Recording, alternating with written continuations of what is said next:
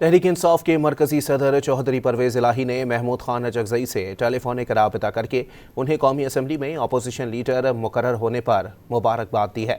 Telephonic गुफ्तगू के दौरान परवेज इलाही ने कहा कि महमूद खान अजगज़ई एक सीनियर और काबिल एहतराम पार्लियामेंटेरियन हैं।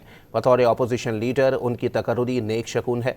परवेज इलाही ने उम्मीद जाहिर की कि महमूद खान अजगज़ई की क़यादत में अपोजिशन एक मजबूत और मस्बत तामीरी किरदार अदा करेगी।